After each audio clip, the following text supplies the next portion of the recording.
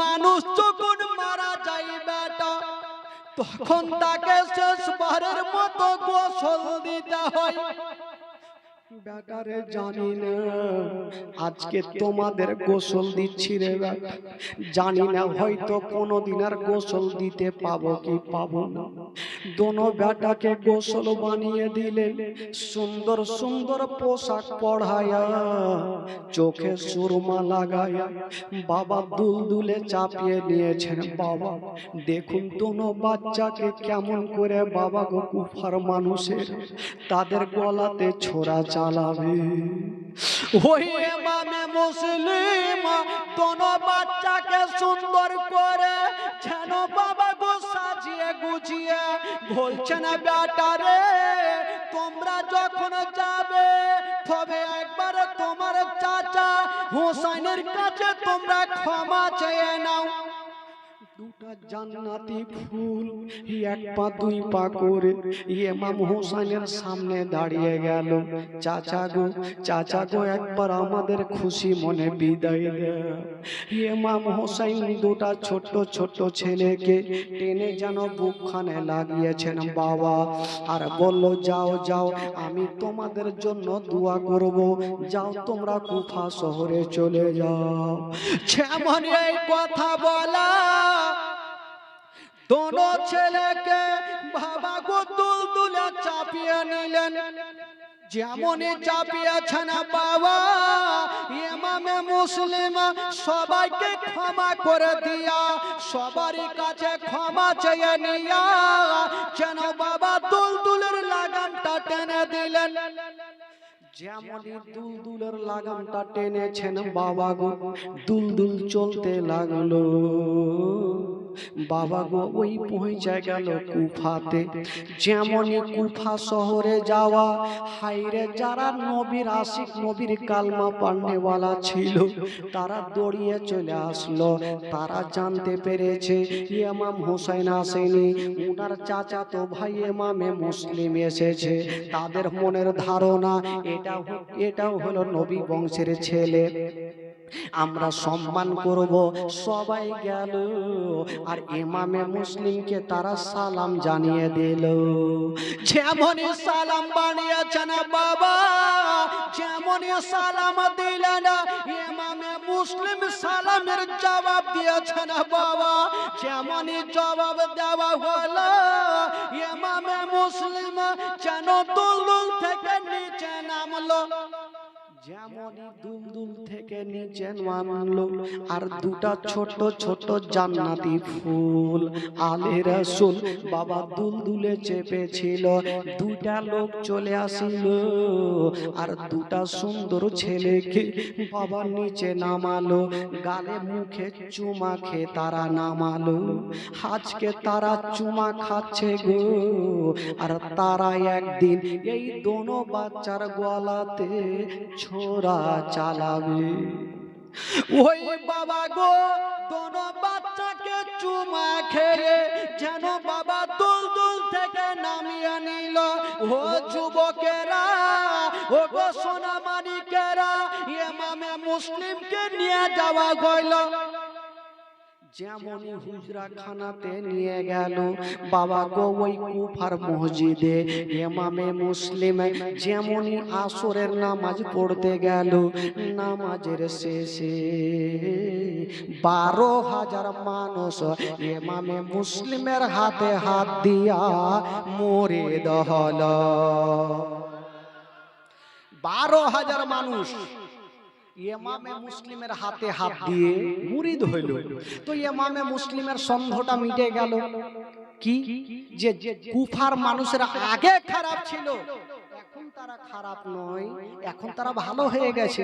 নচেত একই টাইমে একই সময়ে আমার হাতে 12,000 মানুষ মুরিদ যদি হতে পারে, আমার ভাই হোসাইন যদি আসে তবে কত হাজার হতে পারে না, কুফার মানুষের আর খারাপ নয়, ভালো হয়ে গেছে। সঙ্গে সঙ্গে ইমামে মুসলিম একখানা চিঠি লিখলেন। কাকে?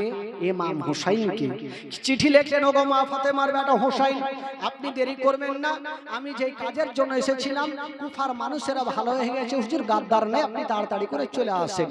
এই চিঠি যেমনই ছাড়তে নাই, বিপদ বাবা আসতে নাই। কি বিপদ আসলো? একটা লোক ইয়াজিদের কাছে গিয়ে বলতে লাগলো, ওগো ইয়াজিদ, কি হলো? বলে কুফা শহরে দুটা নারা চলে। কেমন নারা? ওই একটা চলে হোসাইন জিন্দাবাদ, আর একটা নারা চলে ইয়াজিদ মুর্দাবাদ। ইয়াজিদের মিজাজ খারাপ হইবে কি না? ইয়াজিদ বলল, আমারই তো একটা খাস লোক নওমান বিন বাসিরকে রেখেছি ওখানে, তো ওনার থাকা সত্ত্বেও কেন তারা আমার নামে গুণ গাইবে না? বলে হুজুর, হুনি আপনার নুন খাই আর হোসেনের গুণ গাই। আপনি যদি কুফাকে বাঁচাতে চান তবে একটা হাড্ডা ঘাড্ডা মানুষ এখনই কুফাতে পাঠিয়ে দেন, আর নচেত কুফাকে আপনি দখল করতে পারবেন না। কাকে পাঠাবো? তো একজনকে ডাকলেন যার নাম ছিল ওবায়দুল্লাহ ইবনে জিয়াদ। তাকে বলল, ওবায়দুল্লাহ ইবনে জিয়াদ, যাও তুমি কুফা শহরে যাও, তার বাড়ি নিয়ে যাও, যদি তোমার কথা কেউ না শুনে তাহলে তাকে তুমি হত্যা করে দাও, তার বাড়িকে জ্বালিয়ে দাও, তার বাড়ি ঘরকে ছারখার করে দাও, আর ইমামে মুসলিমকে তুমি জিন্দা রাখবে না। ওবায়দুল্লাহ ইবনে জিয়াদ দেরি করলো না, বাবা গো সেখান থেকে আবার কুফার দিকে রওনা দিয়েছেন। তবে কি বলে, ওবায়দুল্লাহ ইবনে জিয়াদ একটু চালাক। উনি চিন্তা করছেন, ভাই আপনারা দাঁড়িয়ে কেন, একটু বসে যান ভাই, বসে যান, বসেন বসেন, দাঁড়িয়ে থাকেন না বাবা। ওবায়দুল্লাহ ইবনে জিয়াদ একটু চালাক। উনি চিন্তা করছেন, ইমামে মুসলিম চিঠি লিখেছেন ইমাম হোসাইন যাবে, তার আগে ইমাম হোসাইনের গাড়ি যাওয়ার আগে আমার গাড়িকে আমি কুফাতে পৌঁছে দিই। ইমাম হোসাইনের মতন ছদ্মবেশী যে পোশাক পরে মুখটাকে এইভাবে ঢেকে নিয়ে বাবা গো দুলদুলে চেপে গেছে, পিছনে তারওয়ারি খানা আর নিয়ে কুফা শহরে ঢুকছে। তো কুফার মানুষেরা চিনতে পেরেছে, জানতে পেরেছে যে ইমামে মুসলিম চিঠি লিখেছে, ইমাম হোসেন কিন্তু চলে আসবেন। একবার সকাল বেলায়, একবার বিকাল বেলায় বাবা গো ইমাম হোসেনের তারা অপেক্ষা করে। একদিনের ঘটনা, হঠাৎ করে ওবায়দুল্লাহ ইবনে জিয়াদের উপরে নজর পড়ে গেল। তারা জানতে পারলো হয়তো ইমাম হোসেন চলে এসেছে। তারা জানে না যে এটা ইমাম হোসেন নাই, এটা হলো মারজানের বেটা ওবায়দুল্লাহ ইবনে জিয়াদ। ওই বাবা গো যারা যারা ছিল ওবায়দুল্লাহ ইবনে জিয়াদ যেমনই কাছাকাছি হলো, ইনারা গিয়া ওই ওবায়দুল্লাহ ইবনে জিয়াদকে ইমাম হোসেন মনে করে সালাম জানিয়ে দিল। সালাম জানালো। ওবায়দুল্লাহ ইবনে জিয়াদ ভাবছে, যদি আমি সালামের জবাব জোরে দিই তবে হয়তো আমার আওয়াজ চিনে যেতে পারে, এটা ইমাম হোসেন নয়, এটা হচ্ছে ওবায়দুল্লাহ ইবনে জিয়াদ, তারা হয়তো আমার উপরে এখনই আক্রমণ করে দিতে পারে না। তো সালামের জবাবটা আস্তে করে দিলেন। তো তারা চিন্তা করছেন কুফাবাসীরা, হাগো আমরা ইমাম হোসেনকে এত জোরে সালাম দিলাম আর হুজুর আমাদের জোরে উত্তর দিলে না, আস্তে কেন দিল? আবার তাদের মধ্যে আলোচনা করছে, হয়তো হুজুর অনেক দূর থেকে এসেছেন, হয়তো শরীর খাসতে গেছে, হয়তো আস্তে করে দিল। যাক সালামের কোনো দরকার নাই, এক কাজ করেন ভিতরে নিয়ে চলে। ইমাম হোসেনকে ভিতরে নিয়ে যাওয়া হইল। যেমনই ভিতরে নিয়ে যাওয়া হলো বন্ধুরা, ও আমার মা বোনেরা, ইমামে মুসলিম কিন্তু বেরাদার ছিল না ওই জায়গাতে। ওবায়দুল্লাহ ইবনে জিয়াদ যেমনই ভিতরে গেছেন বাবা, একটা ছাদের উপরে চেপে গেল। আরে যেমনই ছাদে চেপেছেন বাবা, ওই বাবা গো ওই চেহারা থেকে কাপড় খানা সরাইয়া তারওয়ারি খানা নিয়া বাবা গো দাঁড়িয়ে গেল। আরে বলছেন, ওরে কুফার মানুষেরা তোমরা আমাকে মনে করেছো আমি ইমাম হোসেন নই, আমি হলাম ওবায়দুল্লাহ ইবনে জিয়াদ। সবাই দাঁড়িয়ে গেল, কুফার মানুষেরা বাবা থমকে দাঁড়িয়ে গেল। আহারে, আমরা হোসেন মনে করে সালাম দিয়েছিলাম, এটা তো ইমাম হোসেন নয়, এটা হলো ওবায়দুল্লাহ ইবনে জিয়াদ। এই কথা যেমনই বলতে নাই, সবাই দাঁড়িয়ে গেল। ওবায়দুল্লাহ ইবনে জিয়াদ যেমনই তার বাড়িখানা নিয়ে উঠেছেন বাবা, কেউ আর কোনো কথা বলে না। ওবায়দুল্লাহ ইবনে জিয়াদ বলল, ও কুফার মানুষেরা, আচ্ছা বলো কে কে ইমামে মুসলিমের হাতে হাত দিয়ে মুরিদ হয়েছে, একটু বলো। যারা যারা ইমামে মুসলিমের হাতে 12,000 মানুষ যে মুরিদ হয়েছিল, একটা একটা করে মুরিদ যেন ভাঙতে লাগলো। সমস্ত লোক ইমামে মুসলিমকে ছেড়ে দিয়া বাবা গো তারা ইয়াজিদকে আবার মেনে ফেললো। ওবায়দুল্লাহ ইবনে জিয়াদ বলে, শোনো, যদি কেউ তোমরা ইয়াজিদকে না মানো তবে তাকে জিন্দা রাখবো না, যদি পারো তবে সমস্ত লোক মুরিদ ভেঙে দাও। ভেঙে দেওয়া হইল। এবার ওবায়দুল্লাহ ইবনে জিয়াদ বললে, এক কাজ করো, ইমামে মুসলিম কোথায় আছে একবার খুঁজে বার করো। বাবা গো, যে ইমামে মুসলিমের হাতে হাত দিয়া 12,000 মানুষ মুরিদ হয়েছিল, তারা দুশ্মন হয়ে গেল। ইমামে মুসলিমকে খোঁজার জন্য গোটা গ্রামে ছড়িয়ে গেল। ইমামে মুসলিম কোথায় যাবে বাবা গো, রাতের অন্ধকারে ইমামে মুসলিম কোন দিকে যাবে? কুফার জুমা মসজিদে বাবা গো মাগরিবের নামাজ আদায় করলে। যেমনই নামাজ পড়েছেন বাবা, তবে একটা কথা, নবী বংশের ছেলে যেইখানে চলে যায় ইমামতি কাউরির জন্য চলে না। ইমামে মুসলিম নামাজ পড়াচ্ছেন, আর কি বলে 22,000 মানুষ ইমামে মুসলিমের পিছনে নামাজ আদায় করছে। যেমনই নামাজ পড়াচ্ছেন বাবা, ডান দিকে সালাম ফিরায়া, বাম দিকে সালাম ফিরায়া, যেমনই পিছনে দেখছেন বাবা, একটাও লোককে দেখা যায় না। সমস্ত লোক নামাজকে ভঙ্গ করে দিয়া যেন বাড়ি পালিয়ে গেছে। ইমামে মুসলিম দেখছেন কেবল একটা লোক দাঁড় বসে বসে যেন মসজিদে ওযু বানাচ্ছে। ইমামে মুসলিম বলছেন, চাচা গো, ও গো চাচা, আজকে 22,000 মানুষ আমার পেছনে নামাজ পড়ছিল, তারা কোথায় গেল? ওই লোকটা বৃদ্ধ বয়স্ক লোক বাবা গো কাঁদতে কাঁদতে বলছেন, বাবা রে, আমি কি বলবো বাবা, যদিও আমিও জামাত পেতাম আমিও জামাত ছেড়ে পালিয়ে যেতাম। বাবা আসতে আমার দেরি হইল।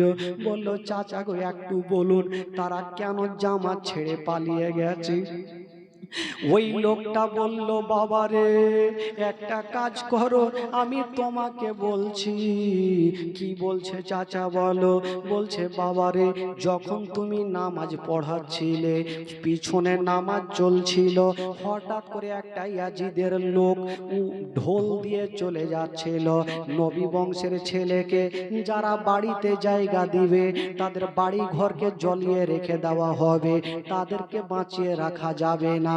বাবা, তুমি নবী বংশের ছেলে, যদি তুমি নামাজ পড়ার পরে কাউকে যদি বলো আমি তোমার বাড়িতে যাব, কেউ তোমাকে না করবে না।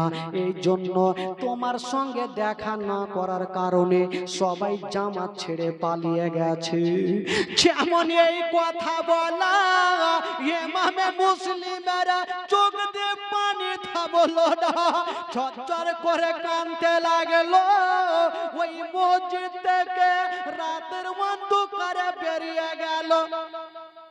মসজিদ থেকে রাতের অন্ধকারে বেরিয়ে গেল।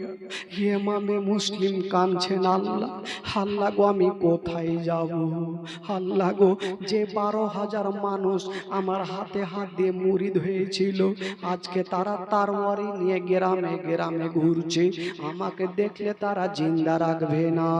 ইমামে মুসলিম বলেছিল, ওরে ইয়াজিদের সৈন্যরা, আমরা নিজে থেকে আসি নাই, তোরাই আমাদের 150 খানা চিঠি দিয়ে দেখেছি রে, আর ডাকার পরে আমাদের সঙ্গে গাদ্দারি করছি রে। ওরে ইয়াজিদের সৈন্যরা, তোমরা কি জানো না যে ইমাম হোসাইন হচ্ছেন নবীর নাতি রে? তোমরা কি জানো না তোমরা ডাকার পরে আমাদের সঙ্গে বেয়াদব করবি রে? ইমামে মুসলিম সেটার জন্য কান্দে না, ইমামে মুসলিম শুধু কাঁদছে ওই ইমাম হোসেনকে চিঠিখানা লিখেছে। তখন মোবাইল ছিল না যে মোবাইলে ফোন করে নিষেধ করবে হুজুর আসিয়েন না। ইমামে মুসলিম কাঁদছে, আল্লাহ যদি আমার কিছু হয়ে যায় তবে জানি না হুজুর তো চলে আসবে, আমার সঙ্গে যেটা ব্যবহার হবে মা ফাতেমা বেটা হোসেনের সঙ্গে সে ব্যবহারটা হবে। ইমামে মুসলিম কাঁদছে, আর রাতের অন্ধকারে বাবা গো খোলা মিলা রাস্তা দিয়ে চলে যাচ্ছেন, আর মুখ দিয়ে একটা ছন্দ বের হচ্ছে, মুঝে কো ফাওয়ালো মুসাফির না সমঝো, मैं आया नहीं हूँ बुलाया गया हूँ। जोरे बोलो, मुझे को फवालो मुसाफिर न समझो, मैं आया नहीं हूँ बुलाया गया हूँ। ओ मुझे को फवालो मुसाफिर न समझो, मैं आया नहीं हूँ बुलाया गया हो, मैं आया नहीं हो बुलाया गया हो। एक में माया कर सताया गया हो, एक में माया कर सताया गया हो, मैं रोया नहीं हूँ रुलाया गया हो, मैं रोया नहीं हूँ रुलाया गया हो। एक में माया कर सताया गया हो, मैं रोया नहीं हूँ रुलाया गया हो। बेहसते बड़ी में मका बन रहा है, मैं बेड़ा नहीं हूँ बसाया गया हूँ। ইমামে মুসলিম কাঁদছেন আর বলছেন, ওরে কুফার মানুষ, তোমরা আমার সঙ্গে গাদ্দারি কেন করছি? তবে ইমামে মুসলিমের সঙ্গে যে দুটা বেটা ছিল, ইমামে মুসলিম একজন আল্লাহওয়ালা একটা লোকের নাম ছিল কাজী সারার। ওই কাজী সারার বাড়িতে দোনো বেটাকে রাখলেন আর বলছেন, চাচা গো, এই যে আমার দোনো বেটাকে আপনার কাছে হাওয়ালা করে দিলাম, যদি আমার কিছু হয়ে যায় আমার দোনো বেটাকে শাহী সালামতে একটু মদিনাতে পৌঁছে দিয়ে। কাজী সারা দোনো বেটাকে আদর করে রাখলেন। হায়রে চাঁদের সইতে সুন্দর সূর্যের মতো চেহারা, দোনো বাচ্চা জান্নাতি ফুল। আলে রাসূল ওই কাজী সারার কাছে থাক। উনার বাবা ইমামে মুসলিমের কি ঘটনা হইল শুনেন বাবা, কলেজা খানা ফেটে যাবে। ইমামে মুসলিম রাতের অন্ধকারে যেন বাবা রাস্তা ধরে বেরিয়ে যাচ্ছে। কোন দিকে যাবেন বাবা? হায়রে ইমামে মুসলিম যেদিকে যাচ্ছেন বাবা শুধু রাতের অন্ধকার, গোটা কুফা শহরে জ্বালানা বাতি বন্ধ আছে। ইমামে মুসলিম চতুর্দিকে তাকিয়ে দেখছেন কোন জায়গাতে জ্বালানা বাতি খোলা নেই। বাবা গো, ইমামে মুসলিম কাঁদছেন, রাস্তা ধরে চলে যাচ্ছেন।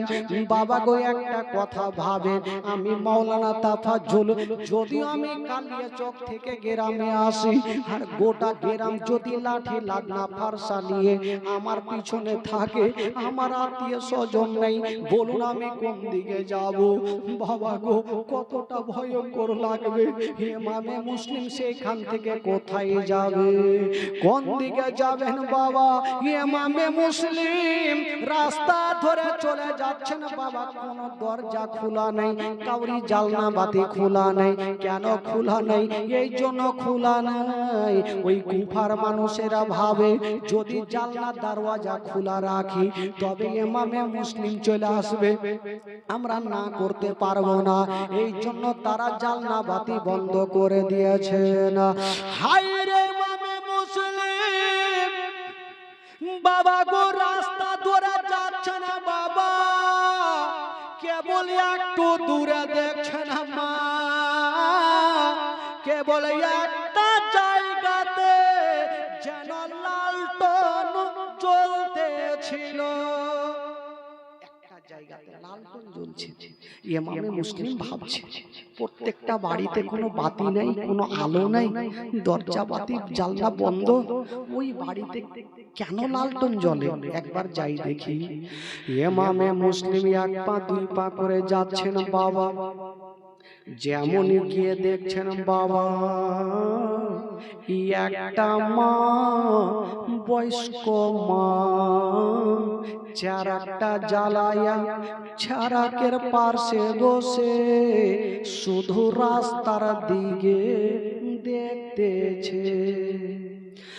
ইমামে মুসলিম বলছেন, মা গো, মা গো, গোটা কুফা শহরে মা জালনা বাতি বন্ধ, মা তুমি কেন এই জায়গাতে বসে আছো? মা তুমি কেন ঘরে যাওনি? মা একবার আমারে বলো।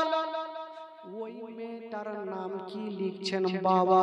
কেতাবে লিখছেন বন্ধুরা, যেই মেয়েটা গাছের তলাতে বসেছিল, বারান্দায় বসেছিল, ওই মেয়েটার নাম হইল